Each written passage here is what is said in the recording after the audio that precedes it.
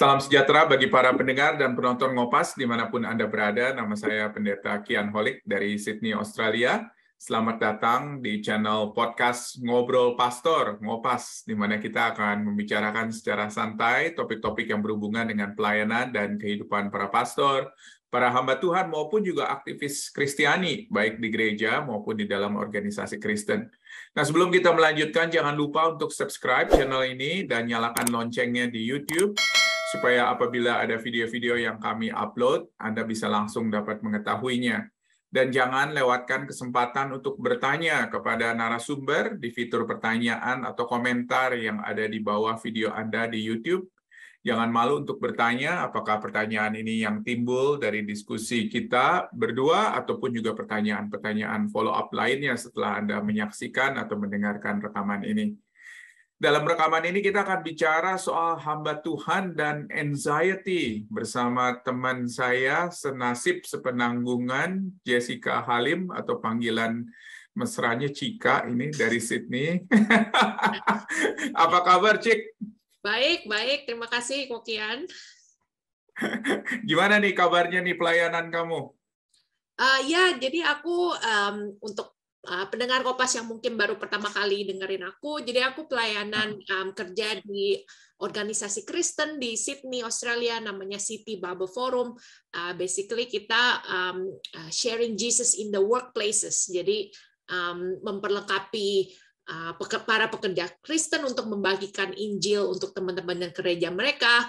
Kita juga membuat event-event buat orang yang bukan Kristen supaya mereka bisa mengeksplorasi pertanyaan-pertanyaan besar di hidup seperti apa tujuan hidup, arti hidup, ketuhanan, dan lain sebagainya. Kita ntar bulan September bakal ada National Mission di mana kita mencari 3.000 spiritual conversations. Basically kita mendorong para pekerja Kristen untuk punya 5 spiritual conversation dengan teman kerja mereka yang bukan Kristen supaya bisa jadi conversation-nya bisa lebih dalam lagi gitu. So we're very excited for that. Spiritual conversation ini bukannya hal-hal yang spiritual di dalam arti, tetapi lebih kepada hal-hal yang kerohanian yang berhubungan dengan kekristenan kan ya maksudnya. Ya. Jadi mungkin berhubungan dengan Tuhan, berhubungan dengan hubungan kita dengan Tuhan, hubungan mungkin juga apakah pertanyaan-pertanyaan penting dalam hidup mungkin ya, kayak kalau misalnya nanti saya mati saya kemana dan lain sebagainya. Wah, luar biasa, 3.000 ya. 3.000 kita maunya. Wah, luar biasa. Sip, kita doain supaya 3.000 itu bisa tercapai. Jadi City Bible Forum sekarang ini kalau misalnya Bible Study atau mungkin KTB begitu, ada berapa banyak tuh di kota Sydney tuh kelompok KTB-nya, tahu nggak? Wah, yang aktif susah ya, ada berapa ya? Nggak banyak soalnya sejak COVID banyak anggota yang sibuk kan, kayak kerja di rumah online, terus mereka pada nggak bisa ada meeting online. Kalau di Sydney CBD cuma ada 1 grup, tapi kita KTP-nya tuh evangelistik, yaitu bisa mengundang orang non-Kristen yang datang juga gitu, karena kita fokusnya ke evangelism gitu, penginjilan. Ya, bagus. Thank you. Cika, lagi beberapa waktu yang lalu kita ngerekam mengenai mental health ya, dan tentunya kamu juga memberikan kesaksian mengenai perjalanan mental health kamu, your mental health journey gitu loh. Apakah ada update yang perlu kita tahu? Untuk puji Tuhan tahun ini kesehatan mentalku lagi baik, jadi nggak ada mini episode atau apapun. Ada sih paling sedikit minggu lalu, cuman it's still manageable gitu, kayak masih bisa diatasi dengan istirahat dan iya gitu sih. Yap, puji Tuhan. Tentunya kita akan doakan bagi teman-teman yang kepengen mendengarkan perjalanan journey-nya dari Cika di dalam masalah mental health itu, nanti bisa nonton di Ngopas nomor berapa? Saya sendiri 10. lupa nomor berapa. Ngopas 10. 10. Oh, Ngopas 10. Kesehatan mental hamba Tuhan. Apakah itu penting? Nanti Nanti bisa nonton di Ngopas yang nomor 10 ya. Nah, hari ini kita akan bicara mengenai anxiety nih, hamba Tuhan dan anxiety. Tentunya di dalam kategori kita hamba Tuhan ini bukan hanya sekedar mereka yang full time di dalam pelayanan Injil atau full time di gereja, tetapi juga ada aktivis, ada yang kerja di organisasi, dan kita sering sekali mendengar istilah anxiety gitu ya, anxiety. Apa sih sebetulnya sih anxiety? Menurut Cika apa tuh anxiety? Ya, kalau aku dulu pernah merasakan panic anxiety disorder. Jadi yang kecemasan yang akut, takut ini itu, terus gejalanya dada aku sesak, pikiran takut jadi gila, jari-jari tangan berasa ada yang nusuk-nusuk. Jadi ya aku cuma bisa ngomong dari pengalaman aku sendiri dan sedikit research gitu ya. Jadi dari artikel-artikel yang aku baca, kecemasan atau anxiety itu hal yang umum yang dirasakan banyak orang seluruh dunia. Menurut sebuah artikel dari BBC Indonesia, seorang psikiater di Brasil mendefinisikan kecemasan sebagai perasaan tidak nyaman yang menjalar ke seluruh tubuh, perasaan khawatir yang tidak menyenangkan, dan kerap disertai dengan ketegangan, antisipasi skenario berbahaya, seringkali tidak realistis, serta berbagai bentuk manifestasi fisik. Jadi ini seperti tanda peringatan dari tubuh ketika menghadapi bahaya. Mungkin Kokian atau pendengar Kopas pernah dengar tentang fight or flight response. Jadi bahasa Indonesia respons lawan atau lari, yang adalah respons tubuh saat menghadapi bahaya yang membuat kita memilih antara melawan, fight, atau lari, flight.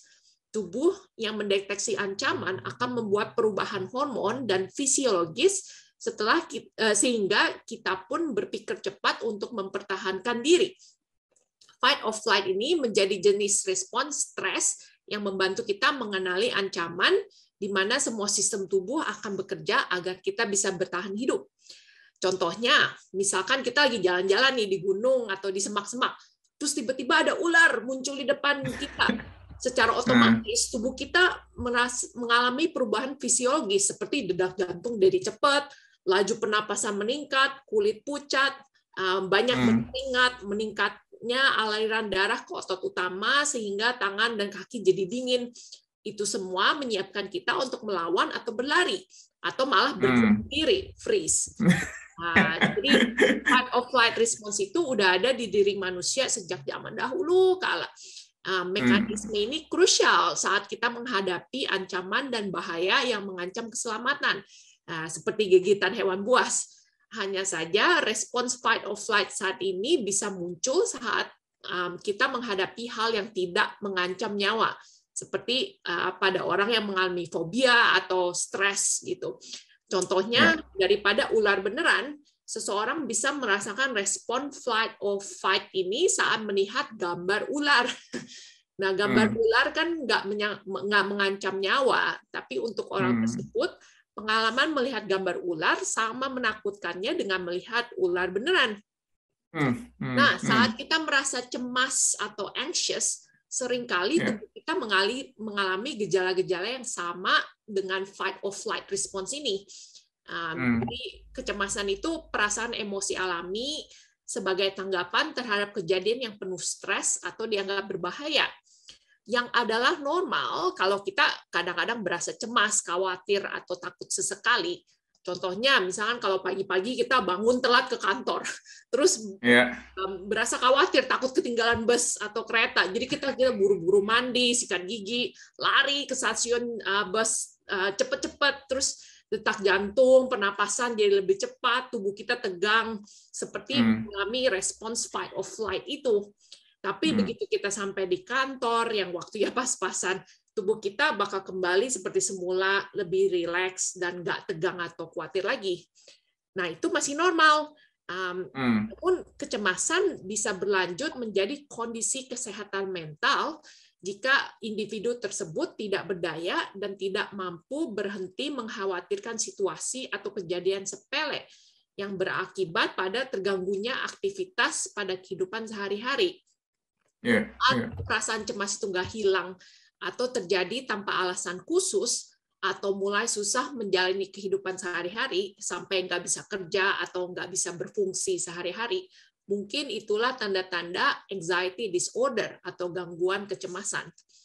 Tapi dari mana kita tahu kalau kecemasan itu masih normal atau sudah menjadi gangguan kecemasan yang parah sampai membuat orang merasa lumpuh dan tidak bisa bekerja? Ini biasanya terjadi ketika respons alami terhadap ancaman itu atau ketidakpastian menjadi terlalu intens atau terlalu sering dan mengakibatkan gangguan kesehatan mental. Gejalanya misalnya mual, nafas pendek, hilang selera makan, insomnia, pusing, berkeringat, letih, sakit perut, jantung berdebar, pikiran sulit berkonsentrasi, dan tidak bisa bertemu dengan orang lain atau keluar rumah. Ketika ini terjadi selama setidaknya 4 minggu berturut-turut, kemungkinan besar Anda mengalami gangguan kecemasan. Menurut Beyond Blue Australia, kecemasan itu kondisi kesehatan mental yang paling umum. Rata-rata 1 dari 4 orang atau 1 dari 3 wanita dan 1 dari 5 laki-laki di Australia akan mengalami kecemasan di hidup mereka. Di Indonesia, survei yang dilakukan tim peneliti Fakultas Kesehatan Universitas Indonesia kepada anak muda usia 16-24 tahun menemukan lebih dari 95% responden menyatakan mereka pernah mengalami gejala kecemasan dan 88% pernah mengalami gejala depresi. Terus ada riset lain yang memprediksi bahwa 1 dari 5 atau 20% orang Indonesia menderita kecemasan selama COVID-19 pandemi. Jadi penting sekali kita membahas hal ini supaya kita bisa mengurangi stigma atau tabu akan kesehatan mental, terutama untuk hamba Tuhan juga, dan bisa membantu orang lain yang menderita gangguan kecemasan juga. Tadi itu angkanya luar biasa ya, 16 sampai 24 tahun, berapa? 95%? 65% kecemasan, 88% gejala depresi. Wow, itu tinggi banget ya sebetulnya ya. Iya, aku juga kaget sih, kaget banget. Nggak, maksudnya dan ini adalah salah satu yang kalau misalnya kita nggak bicara mengenai hamba Tuhan, tetapi kita bicara mengenai orang-orang yang dilayani ya, apalagi mereka yang melayani misalnya di organisasi kampus, pelayanan kampus, atau mungkin persekutuan remaja, pemuda, itu tuh usia-usia seperti itu yang harus itu betul-betul dilihat, diperhatikan karena angkanya tinggi banget itu kalau misalnya kita bicarakan hal itu. Tapi apa bedanya di dalam artikel itu antara kecemasan dengan anxiety? Dibedakan nggak atau kecemasan itu sama dengan anxiety tersebut? Tadi yang kamu bilang. Sama sih, kecemasan atau sama ya. Oke. Cuma bedanya ada yang normal, ada yang udah jadi gangguan kecemasan atau anxiety disorder. Dan itu tadi kamu bilang dalam periode 4 minggu ya, dalam periode 4 minggu. Ya. Kalau di Australia. Iya, kalau di Australia, di Blue Australia websitenya. Dan itu menarik sekali kalau misalnya setiap waktu di dalam periode 4 minggu itu, di mana seseorang terganggu dengan kecemasannya, dengan anxiety-nya, sehingga mengganggu fungsi normalnya dia, makan, kerja, dan lain sebagainya. Itu yang bisa dikategorikan sebagai anxiety begitu ya, atau anxiety disorder. Gangguan kecemasan. Soalnya kalau cemas biasa mah kita sehari-hari juga ada khawatir, takut, cuman masih normal gitu. Kalau balik lagi seperti semula, kalau yang terus-terusan intens, tegang gitu, nah itu baru mungkin gangguan kecemasan. Tapi lebih baik ke profesional biar mereka bisa diagnosa. Iya. Menarik ya. Saya sendiri nggak bisa membayangkan gitu ya bagaimana fungsi normal dari seseorang bisa terganggu gitu loh. Nah, kira-kira hal-hal apa aja kalau misalnya Cika baca ataukah pernah alami gitu ya? Kira-kira contoh praktisnya seperti apa? Jadi supaya hamba-hamba Tuhan tahu nih, ketika dia misalnya mengalami suatu hal, dia harus mungkin aware, dia untuk tahu bahwa oh mungkin saya harus cek nih apakah saya mengalami anxiety atau enggak, begitu loh. Jadinya kira-kira dalam contoh praktis apa indikasinya yang bisa kita tahu? Indikasinya sih ada kayak gejala-gejalanya gitu ya, maksudnya ya. Iya, betul, betul. Ada dari coba ya, bentar. Ya. Ada gejalanya macam-macam, mulai dari fisik, gejala fisik misalkan ini artikel yang aku baca ya, ada serangan panik, terus muka memerah dingin, jantung berdebar kencang, berkeringat, mual, gemetar, dada merasa sesak, gelisah, atau juga gejala psikologis di pikiran kita, ketakutan yang berlebihan, khawatir, sulit konsentrasi, terlalu banyak berpikir, selalu berpikir ada bencana, dan behavior atau perilaku, jadi menghindari masalah yang membuat individu merasa cemas, menarik diri dari kegiatan yang sebelumnya disukai, cuman takut karena serangan panik itu akan datang lagi gitu. Oke. Baik. Gejala-gejalanya. Baik. Oke, jadi kalau misalnya ada gejala-gejala tersebut, mungkin itu adalah salah satu indikasi kalau misalnya mungkin kita ada anxiety disorder, dan apalagi itu terjadi terus-menerus begitu ya. Sampai nggak bisa berfungsi sehari-hari. Sampai nggak bisa berfungsi secara normal. Nah, kita sekarang bicarakan di antara para hamba-hamba Tuhan nih. Oke, para hamba-hamba Tuhan, para aktivis. Kenapa hal itu bisa terjadi? Ya, pada para aktivis. Kira-kira apa sih penyebabnya? Seharusnya kan aktivis ini adalah orang-orang yang lebih confident, lebih berani, begitu ya. Tetapi kenapa justru terjadi kepada orang-orang seperti ini, gitu loh?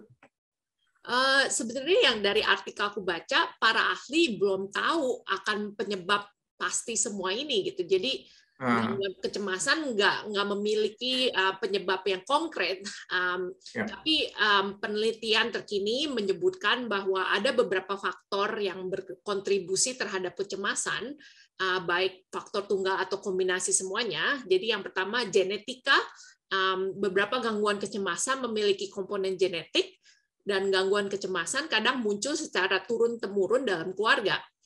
Kedua, biologi kita, bagaimana otak memproses, merespons terhadap stres, serta rangsangan fisik diduga turut berperan juga.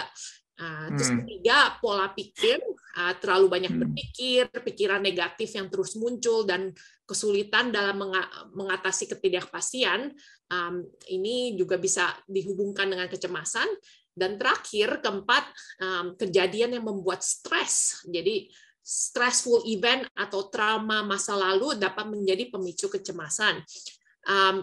Ini semua bisa terjadi pada masyarakat umum dan termasuk hamba Tuhan juga, karena nggak imun terhadap kecemasan. Karena kita hidup di dunia yang nggak sempurna sejak Adam dan Hawa berdosa, jadi dunia ini penuh penderitaan, bencana alam, penyakit, dan lain sebagainya, termasuk penyakit mental. Dan karena hamba Tuhan juga manusia biasa, jadi bisa kena gangguan kecemasan juga. Tapi aku pernah dengar khotbah yang bilang hamba Tuhan bisa mengalami kecemasan tambahan untuk pelayanan di gereja atau mengurusi jemaat. Jadi Rasul Paulus di 2 Korintus 11 ayat 28, setelah menyebutkan berbagai bahaya yang dia hadapi, ayat 28 dia bilang, dan dengan tidak menyebut banyak hal-hal lain lagi, urusanku sehari-hari yaitu untuk memelihara semua jemaat-jemaat. Walaupun bahasa Indonesianya nggak disebut kata kecemasan, tapi bahasa Yunani-nya memelihara di situ adalah kata yang sama diterjemahkan sebagai khawatir di perikop Alkitab lain. Mungkin bahasa Inggrisnya lebih membantu. Jadi kalau 2 Korintus 11 ayat 28, and apart from other things, there is the daily pressure on me of my anxiety for all the churches. Jadi Rasul Paulus bilang bahwa dia sendiri menghadapi tekanan tiap hari karena kekhawatiran atau kecemasan dia atas semua gereja yang dia pelihara. Jadi selain kecemasan biasa karena kita hidup di dunia yang nggak sempurna, hamba Tuhan bisa merasa cemas atau khawatir tambahan akan jemaat pelayanan kita. Jadi ternyata justru mungkin kelihatannya kasus-kasus anxiety di antara para hamba-hamba Tuhan, para aktivis justru lebih banyak kali ya daripada masyarakat umum kelihatannya ya. Karena Iya. Karena tanggung jawabnya yang mungkin lebih, atau mungkin juga harus mengurus jemaat, mengurus orang-orang dan lain sebagainya. Belum kalau misalnya ada yang konflik begitu ya, harus mendamaikan. Banyak stres. Pelayanan itu, ministry itu stressful. Baik, thank you banget. Itu helpful sekali, dan saya rasa penting sekali untuk para hamba Tuhan untuk aware, untuk sadar akan hal ini, karena kita kepingin supaya kita bukan hanya sehat secara rohani, tetapi juga kita juga sehat secara mental, sehingga kita bisa efektif untuk melayani. Dan tadi Cika juga udah sebut ya kira-kira ya, kapan kejadian-kejadian ini biasanya terjadi pada hamba Tuhan. Ada mungkin kejadian-kejadian lain mungkin yang bisa menyebabkan hal ini terjadi, selain tadi ada trauma tadi disebutkan kan, ada yang lain-lain lagi kira-kira penyebabnya, atau bukan hanya penyebabnya tetapi kapan ini terjadi? Iya, kalau artikel yang aku baca bilang gejala kecemasan itu bisa dimulai saat kita masih kecil atau saat remaja dan berlanjut saat kita dewasa. Semua orang bisa merasa cemas atau khawatir dari waktu ke waktu, apalagi saat kita berada di situasi yang penuh dengan stres atau banyak tekanan. Biasanya stres atau perasaan cemas itu akan lewat ketika situasi stres itu udah lewat, atau trigger atau stresornya udah hilang. Tapi sewaktu perasaan cemas itu nggak hilang atau terjadi tanpa alasan tertentu, atau membuat kita sulit menghadapi kehidupan sehari-hari, mungkin itulah tanda gangguan kecemasan. Jadi susah dibilang kapan kecemasan itu terjadi, bisa saat kita merasa stres, atau kapan aja tanpa alasan tertentu untuk orang yang mengalami gangguan kecemasan. Tapi mungkin aku juga bakal menyebut sebentar aja, ini ada buku baru, ini baru keluar. Basically ini buku ditulis oleh Paul Griman, yang seorang teologian di Sydney, Australia. Judul bukunya When the Noise Won't Stop: A Christian Guide to Dealing with Anxiety. Ada satu chapter yang dia melihat anxiety di Alkitab itu, Alkitab ngomong apa sih sebenarnya tentang kecemasan gitu.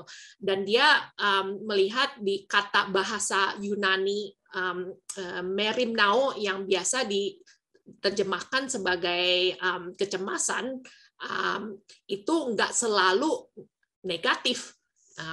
Jadi intinya dia bilang ada di perikop yang bilang memperhatikan atau caring atau concern, itu kata yang sama dengan yang sering diterjemahkan sebagai anxiety. Jadi intinya pokoknya dia bilang basically kecemasan di Alkitab itu nggak selalu jelek, bahkan kadang-kadang patut dipuji. Di bukunya dibilang, at the very least, we begin to see that while anxiety can be sinful, it can also be godly. Being anxious is not wrong in itself. Jadi sementara kecemasan itu bisa dikategorikan sebagai dosa, kecemasan bisa juga dibilang sebagai godly atau saleh. Merasa cemas atau khawatir itu nggak salah dengan sendirinya. Ini penting untuk didengar penderita kecemasan, soalnya banyak orang pikir bahwa khawatir itu adalah dosa, sesuatu Tuhan yang nggak suka. Jadi reaksi pertama terhadap kecemasan adalah menyalahkan diri sendiri, atau berusaha untuk nggak cemas, yang which is susah banget gitu. Tapi yang kalau kita lihat di Alkitab itu, kecemasan itu bukan respons otomatis yang berdosa, tetapi suatu respons manusia yang berguna, yang bisa dibelit oleh dosa menjadi sesuatu yang palsu dan tidak sehat. Jadi kecemasan itu nggak otomatis berdosa, tapi jadi bisa sesuatu yang baik di dunianya Tuhan gitu. Baik. Wow, itu helpful sekali. Wah, itu helpful sekali, sangat berguna sekali. Thank you buat ambil dari bagian daripada buku itu. Nah, sekarang kita akan bicarakan mengenai how to, ya.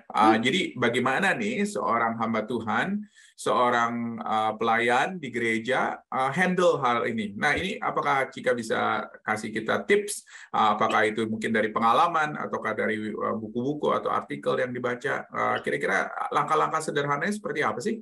Ya, Di Ngopas episode 10, aku sudah mengurai lebih panjang bagaimana hamba Tuhan bisa menjaga kesehatan mental, termasuk kecemasan. Ya intinya, summary-nya, aku percaya akan holistic self-care, holistic approach to self-care.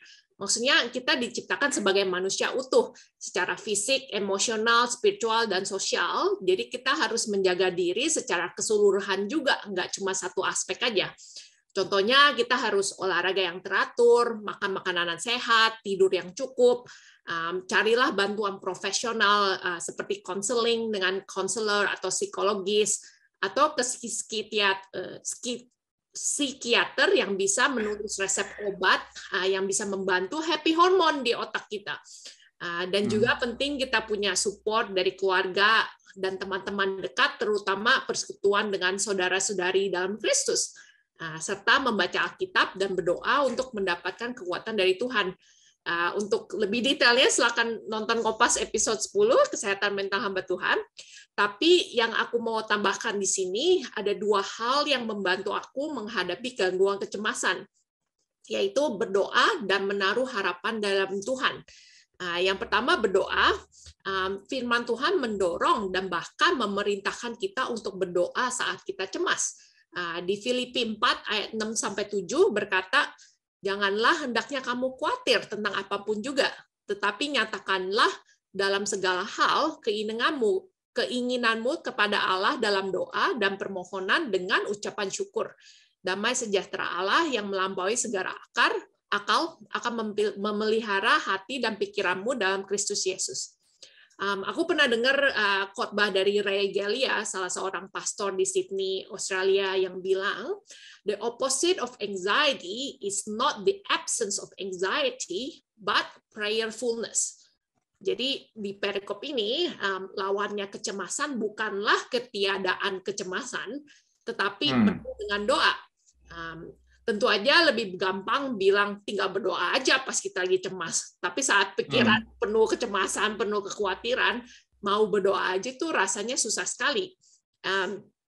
Jadi Paul Griman di buku ini yang tadi aku bilang Christian Guide to Dealing with Anxiety, dia kasih tips-tips praktis untuk berdoa saat cemas. Jadi tipsnya kalau kita susah berdoa sendirian, mintalah orang lain untuk berdoa bersama kita. Kalau pikiran kita menjadi kacau saat berdoa, stop dan tulislah doa kita. Proses ini dapat memperlambat pikiran dan membantu kita untuk konsentrasi pada apa yang kita mau katakan. Menurut Filipi 4 ayat 6, ingatlah untuk membawa keinginan kita kepada Tuhan dengan ucapan syukur. Jadi tuliskanlah hal-hal yang bisa kita syukurkan dan nyatakanlah itu kepada Tuhan. Dan janganlah mencoba berdoa selama berjam-jam gitu. Soalnya Tuhan mendengarkan satu kalimat doa sama jelasnya dengan 1 jam berdoa. Dan di sini juga bilang cobalah berdoa little prayers throughout the day, doa-doa kecil tapi lebih sering dalam sehari. Terus yang kedua, menaruh harapan dalam Tuhan. Saat aku mengalami gangguan kesehatan mentalku, baik itu kecemasan, depresi, atau bipolar, seringkali nggak ada hal lain yang aku bisa lakukan selain persevere dan endure, atau bertekun dan bertahan dalam harapan bahwa suatu saat Tuhan akan menjadikan semuanya sempurna di surga. Aku berpegang dalam firman Tuhan yang bilang di 1 Korintus 15 bahwa nanti di surga aku akan dibangkitkan dengan tubuh yang sempurna, tidak binasa, mulia, dan kuat. Dan aku juga berharap pada firman Tuhan di Wahyu 21 bahwa nanti di surga Tuhan akan menghapus segala air mata, tidak akan ada lagi maut, perkabungan, ratap tangis, atau duka cita. Mempunyai harapan dalam Tuhan untuk masa depan di surga membantu aku memberikan kekuatan dalam menghadapi masa kini. Ya, puji Tuhan. Ya, jadinya kita harus tadi berdoa dan juga menaruh pengharapan. Itu 2 hal mungkin yang bisa ditambahkan dari hal-hal yang sudah dijabarkan oleh Cika di Ngopas nomor 10. Jangan lupa, kalau misalnya memangnya perlu untuk nonton lagi, silakan nonton lagi di Ngopas nomor 10. Cika, terima kasih banyak nih. Dan juga thank you buat keterbukaan dan juga kejujuran dan juga transparansi mengenai perjalanan mental health kamu, kesehatan mental kamu. Dan juga kita akan terus doakan bagi semua hamba-hamba Tuhan yang mengalami masalah-masalah mental, yang mungkin mengalami anxiety juga atau anxiety disorder ini, agar mereka juga boleh untuk mencoba hal-hal yang mungkin baru untuk mencoba untuk mengatasi, dan kalau misalnya memang perlu untuk datang kepada profesional dan dengan jujur begitu ya kepada mereka untuk mencari sebuah counsel kepada mereka. Baik, thank you banget buat waktunya Cika, dan kita akan berdoa. Kita akan berdoa dulu. Kita akan berdoa untuk para hamba-hamba Tuhan. Semua kita yang mengalami hal ini, mari kita berdoa, kita satu dalam doa. Terima kasih Bapak di surga buat pembicaraan kami pada hari ini. Tuhan, kami bersyukur ya Bapak kalau Engkau membentuk kami dengan begitu unik. Dan kami juga sadar Tuhan kalau kami hidup di dalam dunia yang berdosa, yang begitu banyak hal ya Bapak terjadi, sehingga ada kelainan, disorder yang terjadi di dalam kehidupan kami. Tuhan tolong, biarlah kiranya ketika kami masih hidup di dalam dunia ini, ajar kami Tuhan, untuk kami boleh terus menaruh pengharapan kepada Yesus. Menaruh pengharapan kepada keberadaan kami yang akan disempurnakan nanti, ketika Engkau datang kembali untuk mengubah segala sesuatu menjadi baru. Dan untuk sementara ini, ajarilah kami ya Tuhan, untuk kami boleh terus menggantungkan diri kepadamu di dalam doa, mengucap syukur kepada Tuhan di dalam segala hal, dan juga berharap kepada Tuhan di dalam doa. Terima kasih ya Bapak, Engkau bantu kami semuanya yang boleh menghadapi hal-hal ini, dan biarlah kiranya kami boleh kuat di dalam Kristus, sampai nanti kami bertemu dengan Dia, muka dengan muka. Terima kasih Tuhan, Kau berkati Cika di dalam pelayanannya, dan biarlah kiranya Kau terus dimuliakan di dalam semua yang Dia lakukan. Di dalam nama Yesus, kami bersyukur dan berdoa. Amin. Amin.